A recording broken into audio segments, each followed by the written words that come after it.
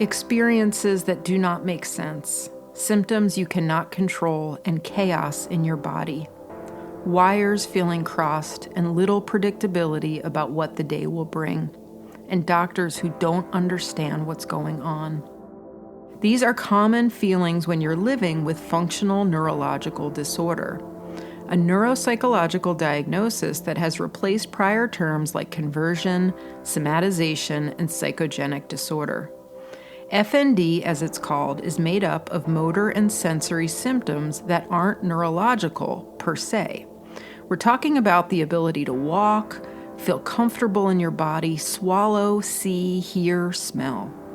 Symptoms usually appear suddenly and can wax and wane or be constant. The most important thing to understand is that these symptoms are not intentionally produced or controlled. This experience often leaves people feeling alone, like they've been dropped off in a foreign land where no one can understand their words. There is stigma, there is objectification, there is aloneness, and there is doubt. This has earned the diagnosis FND the name the blind spot of neurology and psychiatry.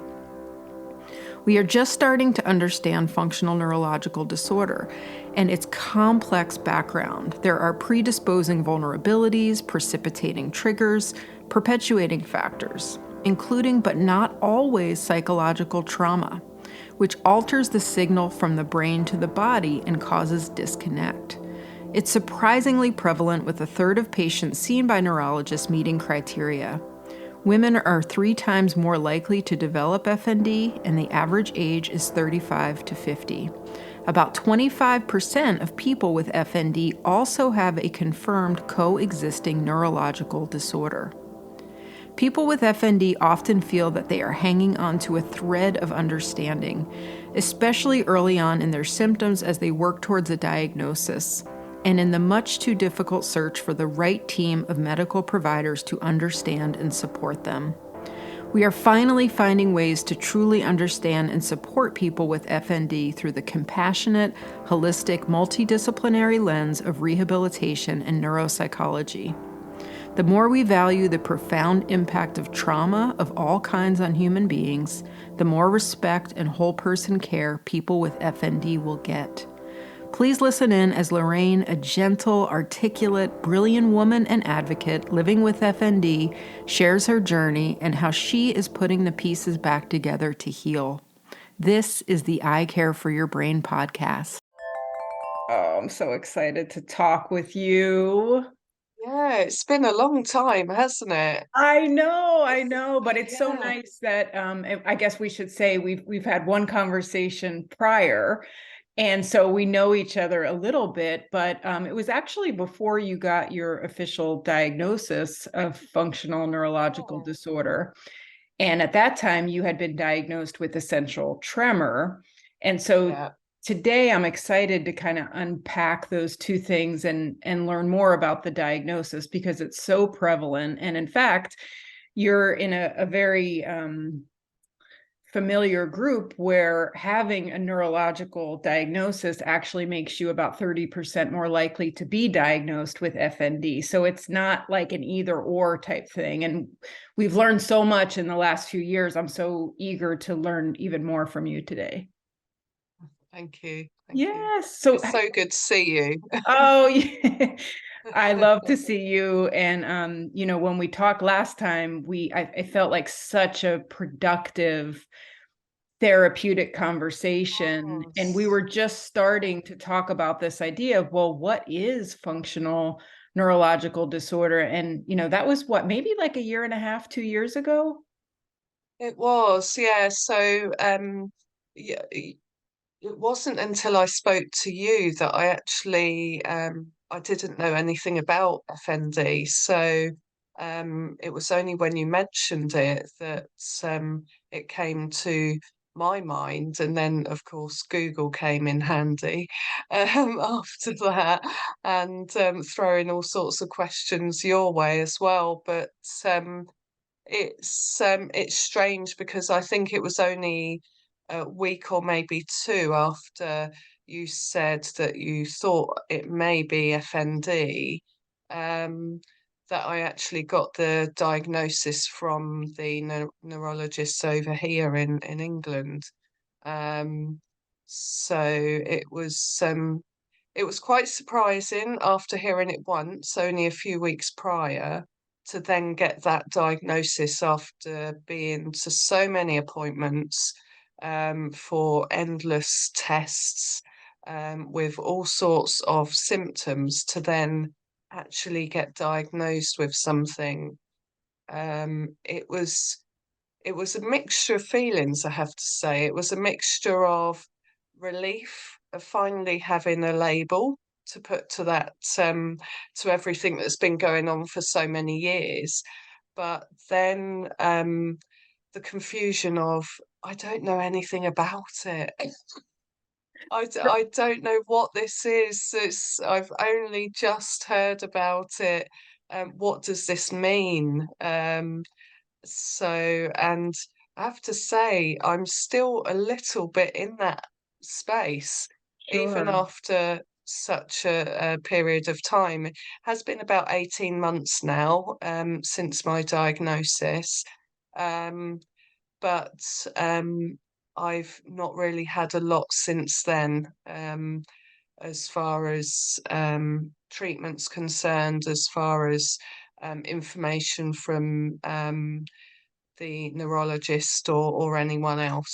So it's all been down to what I've looked at on the internet, really. So Yeah. So, I mean, that's one of the most promising things that's happening in the study of FND is they're actually starting to compassionately standardize how people are told about the diagnosis, because in the past, yeah, as you know, it's such a wild goose chase of tests and assessments, and then reading things in your medical records that might not necessarily have been told to your face. And if I remember yeah, correctly, that was one of the clues that we talked about, is yeah, one of the yeah. doctors had written about it but hadn't told you, and I had looked at your medical records and said, hey, this is That's right. that's right. Yeah, Yeah. yeah, So the first pass at trying to talk about it sensitively with patients was what they call the good news feedback, which was mm, basically like, good news, there's nothing really wrong with you. But of course, that's very invalidating. And luckily, they've yeah, really changed that approach. So now, mm, when I read the literature, there's a lot of thoughtfulness that's going into how to actually tell someone that this is what you think they have, because that conversation is so delicate. You're asking people to consider that the origin is not a problem with the brain per se in terms of function, and you're suggesting that maybe it's kind of an overload or a software problem. Or one of the best metaphors I read is, it's like you're a piano and your piano's still working, but it's kind of out of tune. And, it yeah, got out of tune because it's basically worn down and kind of been played too much. Um, but the idea is to really make sure that we're recognizing to people it's not something you're making up, it's not something you're faking. And so really validating that the symptoms are very genuine, that there's a name for it, and that yeah, it's yeah, actually quite prevalent. And then explaining the mechanism of action, this whole idea of kind of getting overloaded. And then really important is the hope that there's effective treatments for it, and then actually guiding the people to treatments. So it sounds like, how do you feel like the docs did with actually explaining what it was? To me, I don't think they're quite there yet. So if they're in fact they're not anywhere near doing that. So for one of my neurologist appointments, he mentioned FND, and I was on my own, and I kind of felt like I wasn't in a position where I could ask more questions. I didn't get that relaxed feeling of I can ask whatever I want. So I didn't. So I left there with obviously what you'd already mentioned to me, but this from him as well. My diagnosis actually came via a letter uh, rather than an in-person appointment. So once that letter had been sent, I was discharged. So I had no further appointments with the neurologist after that. So I've been left almost with this label, but almost feeling like I'm still in limbo. Well, Um, you know, so they're now referring to FND as the blind spot of neurology and psychiatry. And it's so true because the truth is you get this feeling like neurology doesn't really consider it a valid enough yeah, diagnosis yeah. to maintain treatment. But yet, you know, was there any connection to mental health supports or getting you any type of counseling? I'm already having therapy for other reasons, so um, that wasn't mentioned. The question wasn't asked about therapy, so whether or not he saw that in my notes, I don't know. But it's literally been left with me to carry on as I am, taking the medication I'm currently taking, and that's it. That is it. So go to my GP if I need to. But of course, then you wonder whether the GP is going to know anything about Right, FND. So I feel right, like I'd be educating the GP. right. But that's not necessarily a bad thing. Well, I But suppose it depends if they're open to it, right? If they feel like, yeah, oh, yeah. I would love to know your expertise, and if they can allow to Mm. experts to be in the room, then that would be a fine partnership. But that doesn't happen as often as it should. No, no. I mean, the medication that I'm on is propranolol for my tremor, which is for the essential tremor which I have. Um, and I've just recently come off of can't remember what it is now. It was for vertigo. Um, So I've come off of that now. like Um, meclizine, we might have different names in the US versus yeah, England. Yeah, but you had yeah. dizziness. Yeah, and I still do. But I saw a ENT doctor, and he has asked me to come off of the medication because I was on it for such a long time, and he wants to see what the effects will be when I come off of it. So will I still get symptoms of vertigo? I get dizziness, but I wouldn't say it's vertigo now. The room doesn't spin, I just get lightheaded. I feel like my head is really full.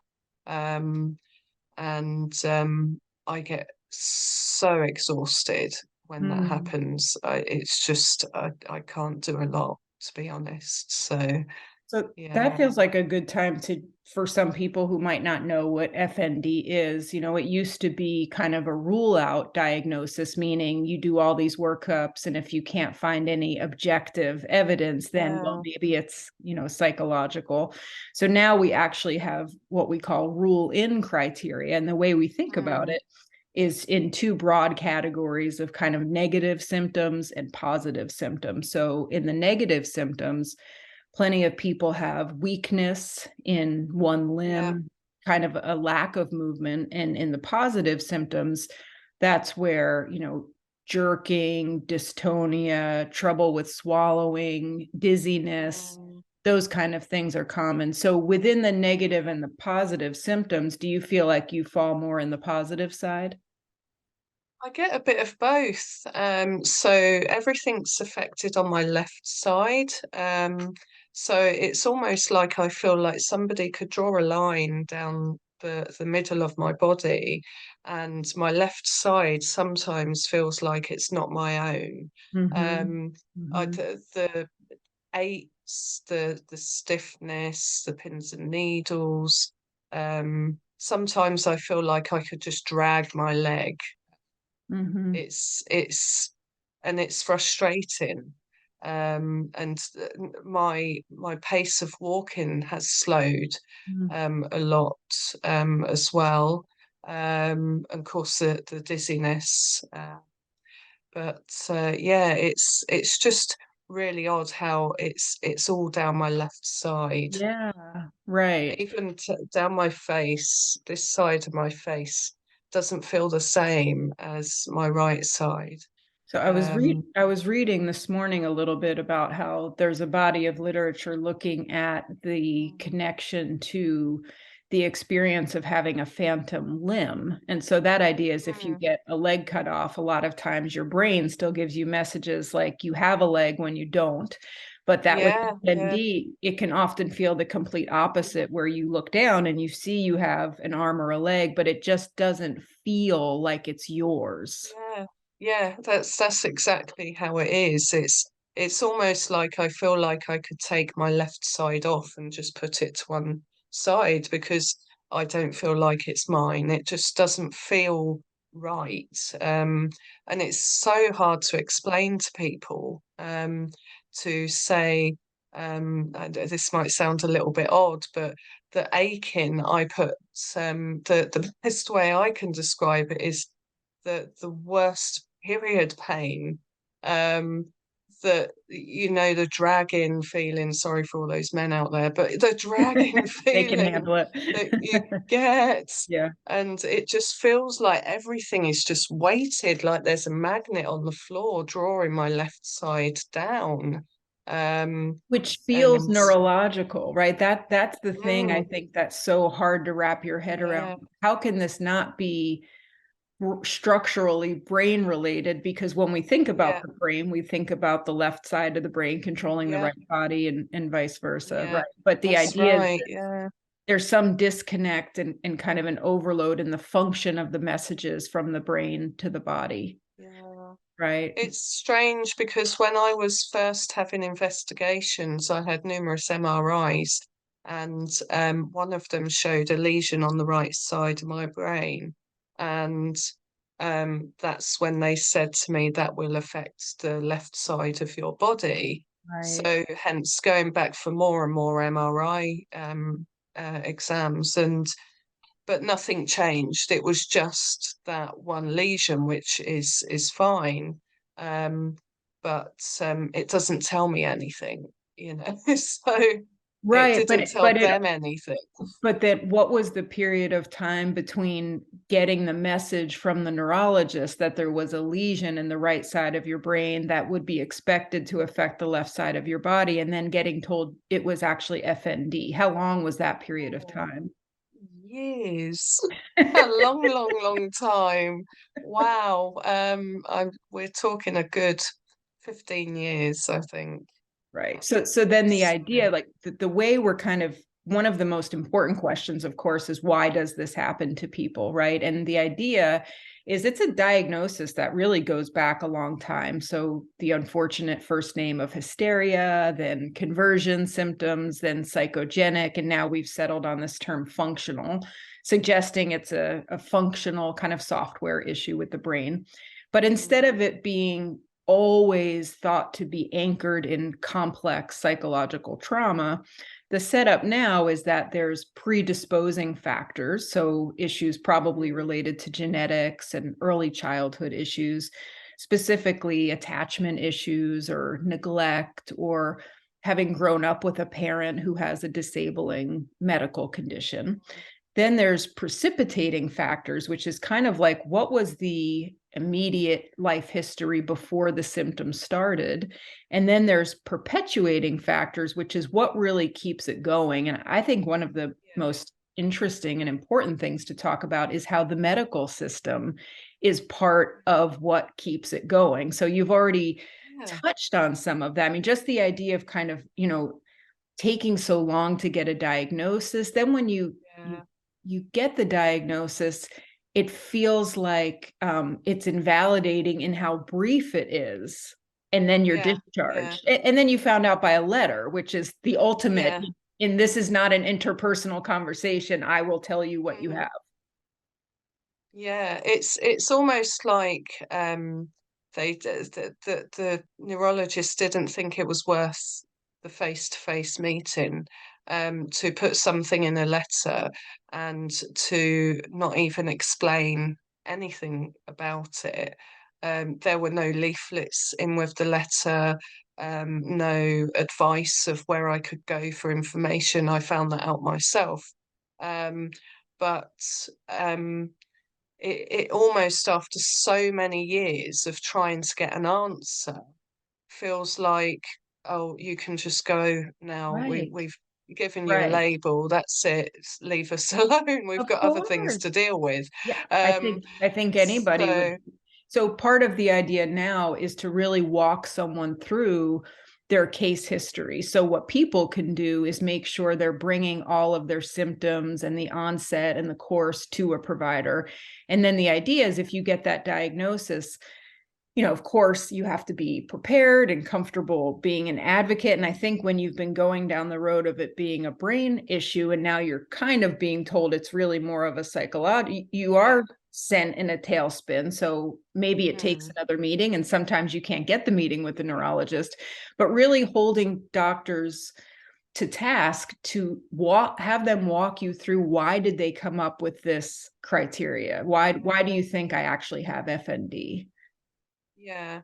Yeah. Explain to me what's told them. Yes. Um, this answer. I've had so many tests over the years. I've had GPs say they thought I had MS. I've had tests for Parkinson's as well, and then to give me an answer of something that I know nothing about, um, and to not explain it just doesn't seem good enough to No, me. it's So do more than put it in a letter. If you're going to put it in a letter, then send me information. Send me something that I can look at. course. Send me groups that I can go to, Right. where other people are in a similar situation. Otherwise, you just feel like you're out on a limb. And of course, if you mention it to anybody, nobody knows. Nobody's heard of it before. Um, so it just makes you think, well, is it all fake? Right, You start to exactly. think, you Right. doubt yourself. Okay, after all of these years, is it like one of the doctors said to me once, it's in your head. It's I hate that. I've Of always course. hated that. But that's where you start to think you are. Okay, so this is not a physical, it's not affecting my body, damaging my body physically, but Mhm. I still feel the symptoms physically. Mhm. I still struggle to walk. I still get stiffness. I still get the pins and needles. I get the dragging feeling. I get the exhaustion. Um, yeah, it's difficult to explain that to somebody, Well, and for it that's to be taken seriously. right. That's another one of those precipitating factors, is this feeling like, well, it feels like something's really wrong. So I actually am going to guard or protect that part of my body. So then we get into this cycle of deconditioning or fatigue. Or then I remember when we talked a year and a half ago, it was this feeling like it felt scary, or I might hurt myself if I go for a walk. And then Mm, that, of course, can lead into the spiral of isolation and avoidance and depression and yeah, anxiety. yeah, And then you do have a mental health issue.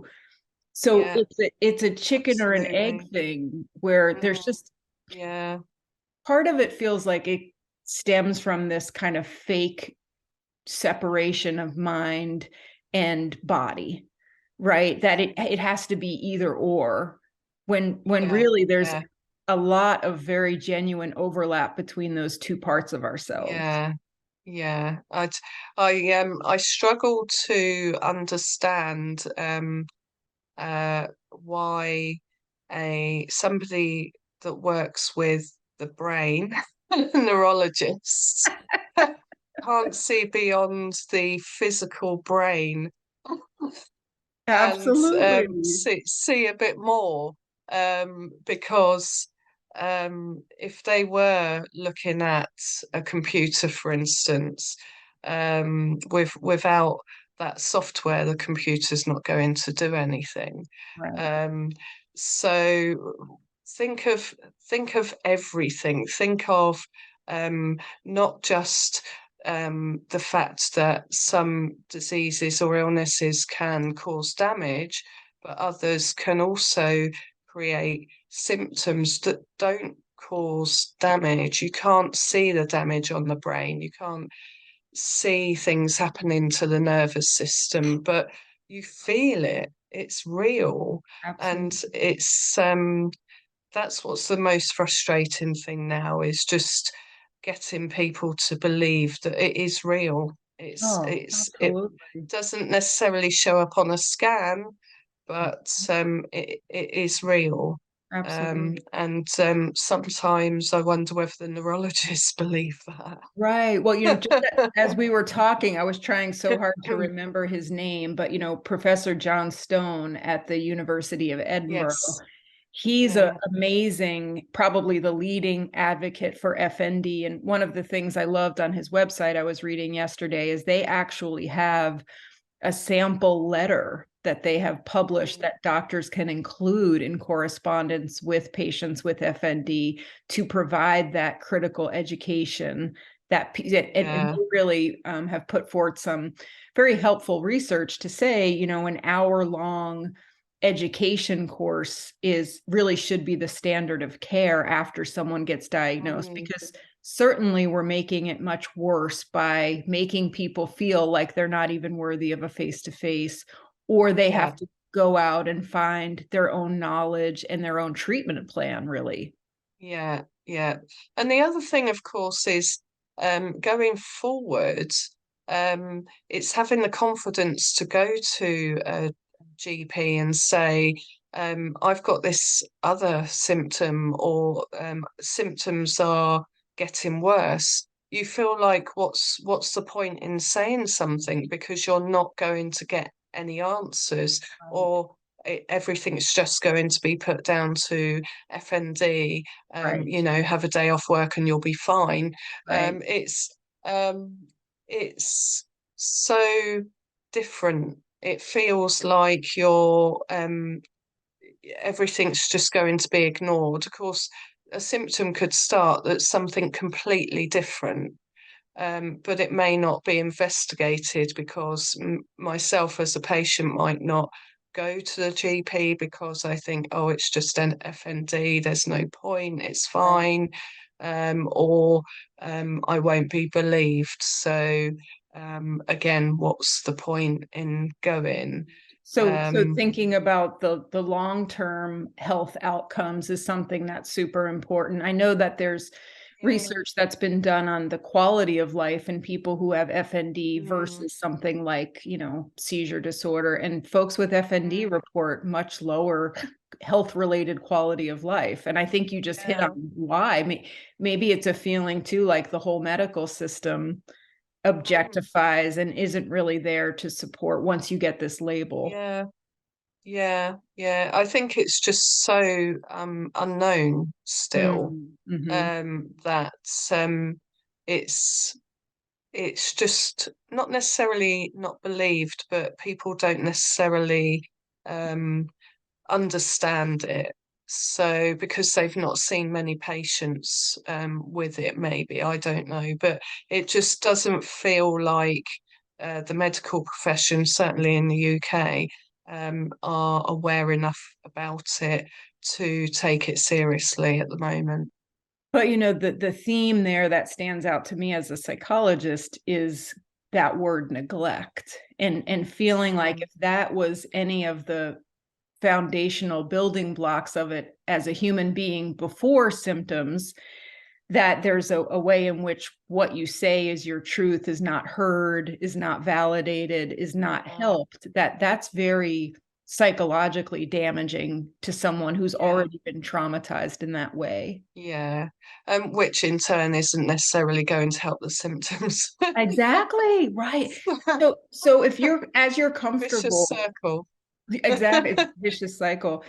As you're comfortable, Lorraine, help me understand when did these symptoms on your left side start? What was maybe if we can almost think a little bit before the symptoms started, if we believe in Yeah. this idea of a precipitating event, did you Yeah. feel that there was anything going on right before the symptoms started? So my symptoms, I think, probably started around the same time as I was diagnosed with essential tremor. Mm. Um, but So the symptoms were prior to that. The only time I went to the neurologist about essential tremor was when my head started to shake because it bothered me more. Mhm. So that was back in 2008. Um, but I feel like I've always had the shakes, but then my left side started to get numb, stiff, difficult to move around with, pins and needles, vertigo, and then my left side of my face started to go as like I'd come out of a dentist's, Mm, mm. Like and it just anesthesia, felt like I things could in there. touch it. I don't know, I can't feel it. That one's fine, that one's not. Mm, Um, but yeah, so that was, I think, yeah, in early 2000s, probably. Um, and then I was diagnosed with essential tremor. And of course, I didn't do anything else about the stiffness on my left side until a little bit later. And that's when the doctors thought I had MS. mm, So I had the tests for MS, lumbar puncture, the evoked potentials, and MRIs and so on. mm, And luckily that all came back clear apart from the lesion on the right side of my brain. Um, I was discharged from that for saying that there's not enough to diagnose. Come back to me if anything else happens. Of course, I left it because things were still happening, and I just thought I don't want to go back yet because I didn't feel comfortable. Um, to go back and say this is still happening or this is getting worse. I didn't want to seem like I was whinging to the GP. I didn't want to seem like I was a hypochondriac. I had all of these things happening, but chose to carry on mm, and ignore it. And then it was a few years later, things started to get bad again, because it's on and off. Um, yeah. but it's like it's always there, but sometimes it's worse. Right. Um, Have you thought about yeah. what exacerbates it at times? Have you been able to perceive any kind of a pattern related to, like I said, some of the ideas are when folks get sick or a migraine or stress or fatigue. Have you been able to figure out anything that makes it worse for you? Yeah, so I think anxiety has something to do with it. Also, when I'm exhausted, Mm, and if I'm unwell, generally, it doesn't help. Um, and when I'm dealing with certain things with my therapist, it does tend to get worse mm, as well. I've been sat in a therapy session before and I could just feel everything just getting worse and worse. Um, so it does seem to be linked for me with that side of things with dealing with trauma. yeah. Um, so yeah, there's only so much I can do myself to avoid that. Well, that's So, it. And really, yeah, one of the ways I've always really thought about these types of symptoms is that we're kind of pushing down very overwhelming experiences into the body and kind of Yeah. dissociating the emotions. And then the body has to come up with its own language to express what we kind of can't hold consciously. And that's where Yeah. I think all the work on dissociation and FND is really helpful. This idea that we can push certain things so far out of awareness, but they really don't disappear. They're being held Yeah. for us Yeah. until we're more capable of facing them and processing them. Yeah. Yeah. That's when our body thinks it's more capable of it, not necessarily in our minds, but yeah, Right. And it's that's it's where therapy, psychodynamic or cognitive behavioral therapy can be yeah. so helpful, is just to try to integrate body experiences and thoughts and feelings and just try to have them in a conversation and not quite so disconnected or fragmented. Yeah, yeah. It's also strange that when I find that if I've gone on a long walk, um, I I can only do so much before my left side just says, no, you need to slow right down. And then I do feel like I'm dragging my leg. I have to stop. I can't catch my breath. And yeah, those aren't times when I'm anxious. I'm Mhm. just walking. Um, and my body is just saying, no, this is it. You need to slow down. You need Right. to slow down.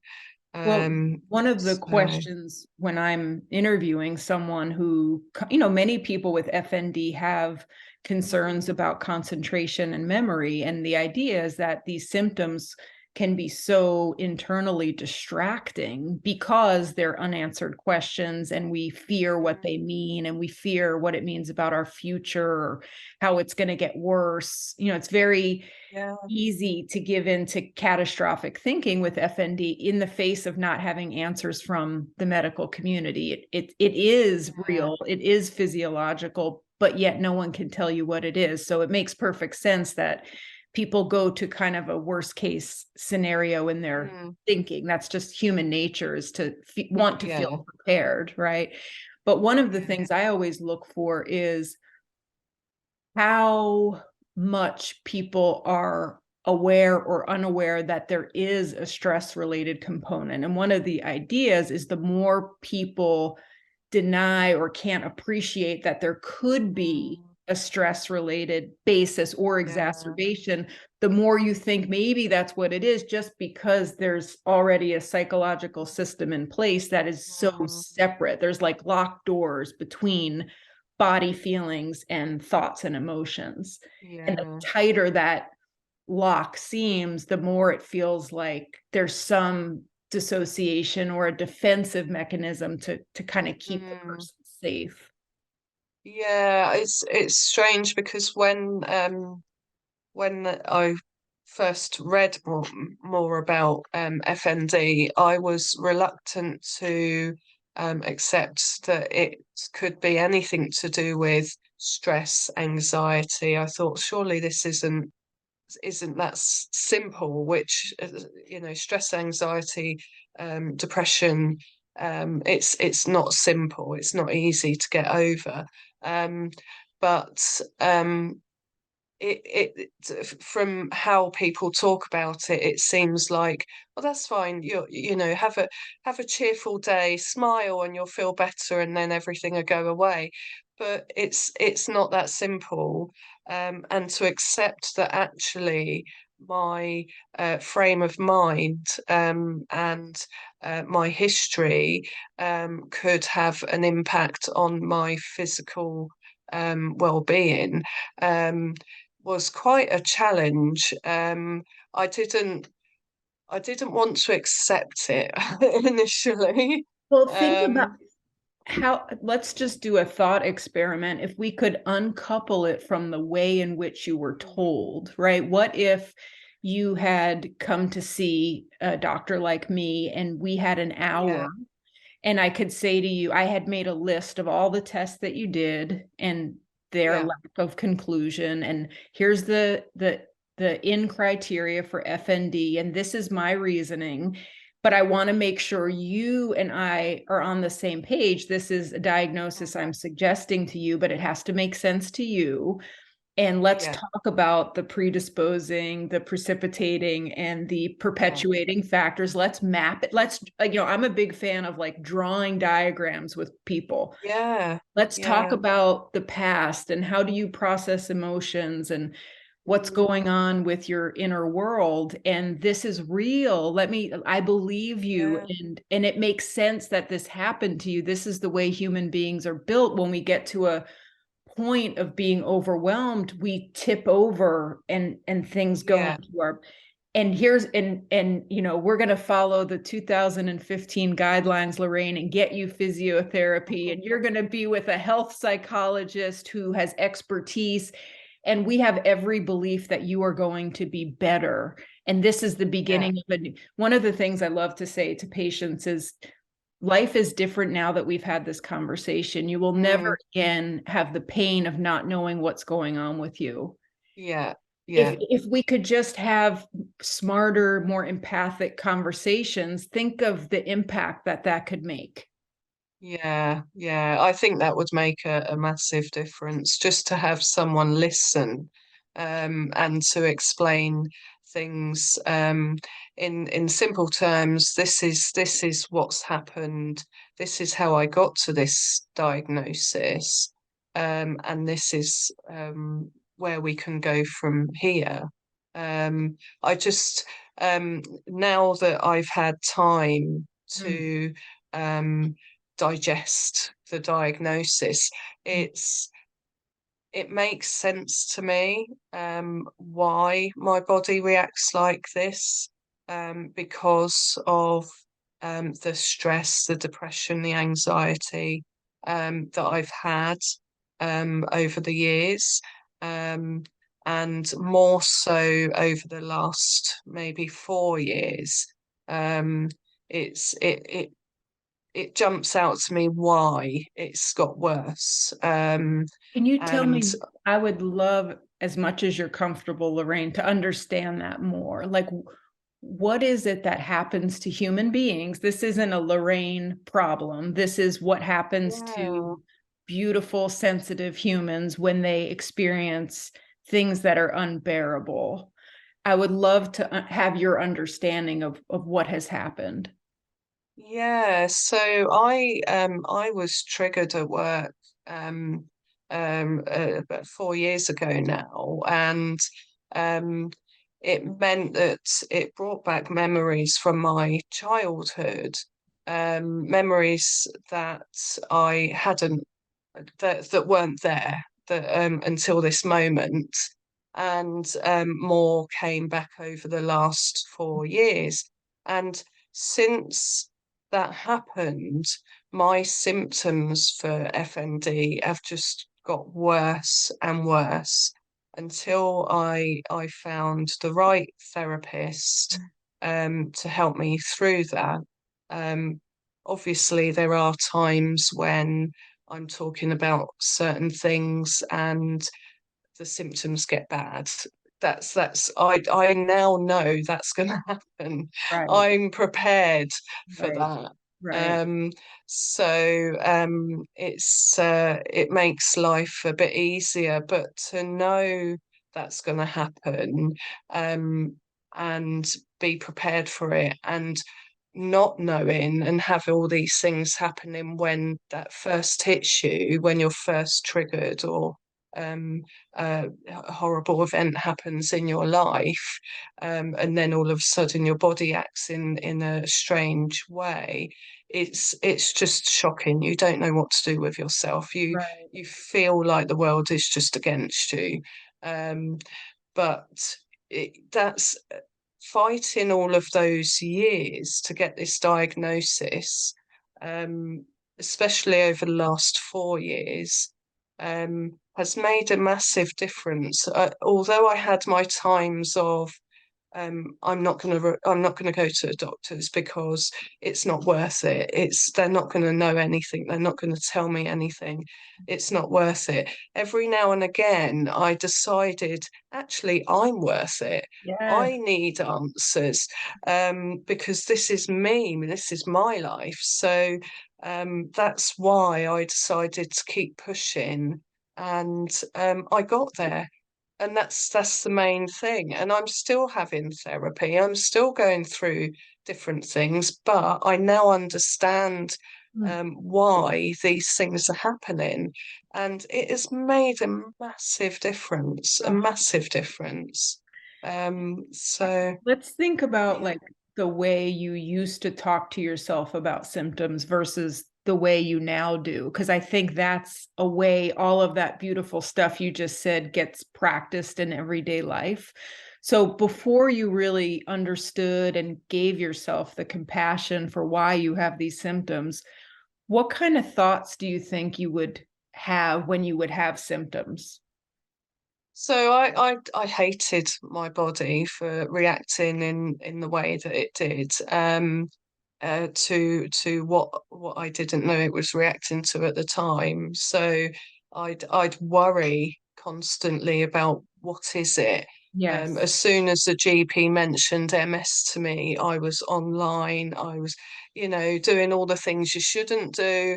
And I now wish that GP had never mentioned MS because that was then constantly in my mind. Um, but that I don't think helped. As soon as someone mentioned something, and of course this is a medical professional, you take them at their word. I mean, I just I hated my body. I didn't want to do a lot. I actually stopped going out, and I became depressed. It was just a horrible time, horrible, scary, scary time. I Yeah. think the desperation that came along with that time is what kind Mm. of got us to our phone call a year and a half ago, was this feeling like, God, please, someone give me a path of Yeah. understanding what this is. And then I remember when we first talked about it, and then we had a follow-up email. I remember it was very, very hard. And I feel like I understand the best I can what a switch that was to go from Yeah. feeling it was one thing to kind of thinking it was another.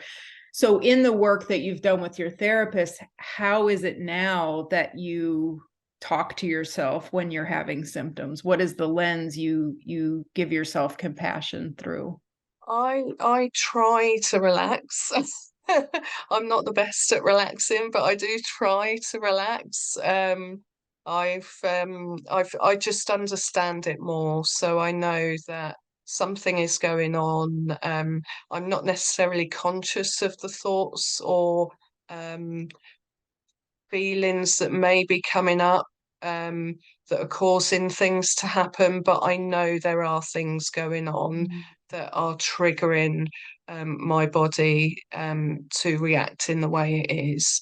Um, I've had a lot of stress lately because I've been moving home, so that has made things harder. A bit of stiffness and feel like that dragging feeling. And to be honest, I'm one of the lucky ones, I think, with FND. My symptoms aren't as bad as others that I've heard of, but I just know to take it easy and give myself a break. I It's was fine. It will go away.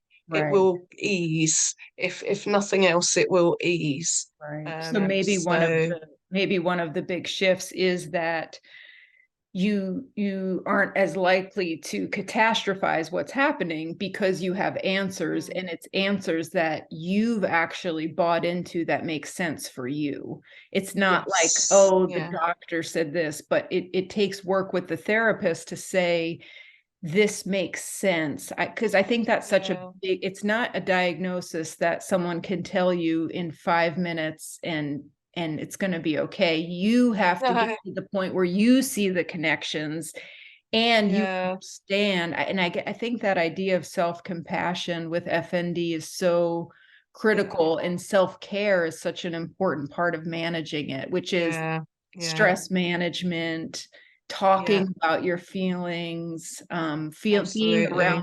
being around people that validate you, and medical Yeah. professionals especially. Yeah, yeah, and I've got a lot of support now, at home and with my therapist as well. Not necessarily with the medical profession as yet, but I will get there. But like I said, I've just moved home, so I'll be moving doctors' surgeries as well. So I'm hoping that I'll be able to educate, if not just update people on FND, and try and make them more aware. Mm. Um, like I think I said in the email, it's FND awareness coming up Yes. soon. So So um, I will put banners everywhere awesome. Yeah, on we're gonna release this on April 13th, which is FND Day, in your honor. yes.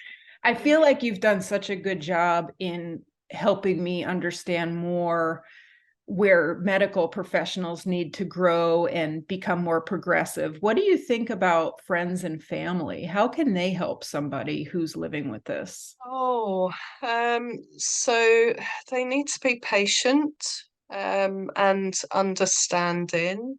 Know that it's going to take some time, to for the person that has FND to understand it, as well as them family and friends themselves. Um, I'm still struggling to get some people to understand it, family and friends. Um, but I'm lucky I do have some people close to me that understand very well and are happy to help, as and when needed. Um, but I think there's information out there. For FND Hope is a good website to go to. So that there's a lot of information for family and friends on there. It's Yes. worth having a look at. Right. And just take time, just talk to each other. Um, because if you hold things within, that's not only harming you, but it means other people can't understand what you're going through. And until you talk to each other, that's just not going to happen. So we need to talk. We need to talk to each other more. Be Such an honest, be such an important open. such an important message. And I think too, it just kind of hit me. A specific way to increase empathy might be, we all have some lived experience with somaticizing, meaning things that are a little bit more emotionally based are experienced physically. So, a tension headache or feeling sick Mhm. to your stomach when you're nervous. If we can Yes, give yeah, people something they've gone through as just a taste of, imagine that, but a much bigger yeah, stressor or a much bigger yeah, transformation of emotional distress, which, I guess I want to emphasize as we end, that's not always the case for everyone. That's one of those yeah, areas we're really growing. For some people, it's physical trauma or an illness that yeah, triggered it. But I do personally believe that at the root of it for many people is a very complex psychological yeah, experience of neglect, trauma, abuse, and the yeah. body is And is that's where I've got to as well. That's what I now accept is for me. Um, that's why I have FND. So with working through things with my therapist, I'm hoping that things will improve. They already have to an extent, so it's just continue that work and I will get there. So yeah, right. And the more you talk and the more you give yourself compassion and the more you're in a supportive network, which I think has to include other people with FND. That's yeah, something that's really important to me, is as good of a doctor as someone tries to be until you've actually had that lived experience. I don't know if I can offer people the full understanding. So have you found a community of people with FND that's helpful to you? I've seen a few on Facebook. Unfortunately, I've come off of Facebook recently, so but I'm sure there are more out there. I just need to find them, so that'd be my next task, Yeah, well, finding them. recovery from all things happens in phases, and the first part of the journey is very personal. And then maybe the later parts are more of the sharing and connecting with other people. But I know Yeah. by your amazing eloquence today, Lorraine, and being so articulate about this experience of FND, I know that this is going to reach the right people and touch the people that need to hear it. Hope so. I hope so. It's been, The more people that understand, the better, I think. that's And right. that's all walks of life, from people working with FND to people that are living with FND. So yeah, So that's definitely. the hope that this conversation between two brain health experts, a neuropsychologist, and a person will elevate the conversation, and people can see how therapeutic a good, open discussion about a brain health challenge can be. Yeah, Yeah. absolutely. Yeah. Excellent. Well, Thank you, Karen. oh, thank you so much, Lorraine. I love getting to see you again, and And you. I know we'll stay in touch. And thank you from the bottom of my heart for talking so beautifully about what you're going through. Oh, thank you very much for getting in touch. It's been fantastic. Oh, okay. I'll see you soon. Bye. Bye.